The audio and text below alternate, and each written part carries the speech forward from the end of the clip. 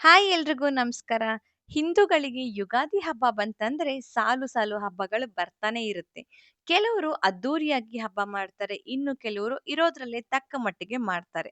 ಆದ್ರೂ ಮನುಷ್ಯನಿಗೆ ಆಸೆ ಅನ್ನೋದು ಇರುತ್ತೆ. ನಾವು ಚೆನ್ನಾಗಿ ದುಡಿಬೇಕು, ಚೆನ್ನಾಗಿ ಬದುಕ್ಬೇಕು. ಆದ್ರೆ ಯಾಕೋ ಲಕ್ಷ್ಮೀ ದೇವಿ ನಮ್ಮಂತ ಬಡವ್ರಿಗೆ ಒಲಿಯೋದೇ ಇಲ್ಲ. ಲಕ್ಷ್ಮೀ ದೇವಿನ ಒಲಿಸ್ಕೊಳ್ಳೋಕೆ ಏನ್ ಮಾಡ್ಬೇಕು ಅಂತ ಯೋಚನೆ ಮಾಡ್ತಾ ಇದ್ದೀರಾ? ಈ ವಿಡಿಯೋದಲ್ಲಿ ನಿಮ್ಗೊಂದು ಸಿಂಪಲ್ ಟಿಪ್‌ನ ತಿಳಿಸ್ಕೊಡ್ತೀನಿ. ಲಕ್ಷ್ಮೀನ ಒಲಿಸ್ಕೊಳ್ಳೋಕೆ ಶುಕ್ರವಾರ ಎಷ್ಟು ಸೂಕ್ತನೋ ಹಾಗೆ ಶನಿವಾರ ಕೂಡ ತುಂಬಾ ಸೂಕ್ತವಾದ ದಿನ. ನೀವು ಮಾಡ್ಬೇಕಾಗಿರೋದಿಷ್ಟೇ.